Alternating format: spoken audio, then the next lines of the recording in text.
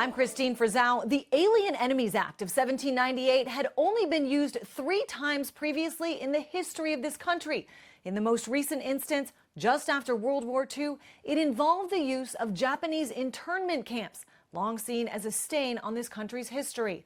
But President Donald Trump says it is needed at this moment, while a federal judge has ordered its usage to stop, at least for now.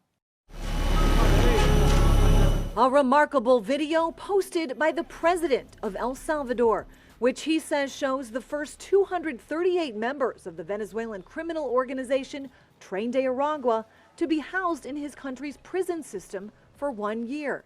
The price tag, $6 million from the United States. To expedite removals of Tren de Aragua and other savage gangs like MS-13, which is equally vicious, I will invoke the Alien Enemies Act of 1798. President Trump implementing a rarely used wartime law, he says, to defend the American people from an urgent threat. What the Trump legal team is saying is that this transnational gang has infiltrated the Venezuelan government, and they're also invading our country. And if they're invading our country and they've invaded the Venezuelan government, the Trump legal team says they're a threat to national security.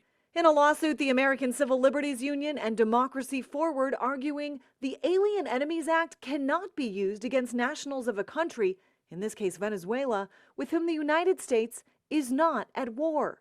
A federal judge issuing a 14-day restraining order that will prevent further deportations under the Alien Enemies Act, an order mocked by El Salvador's president.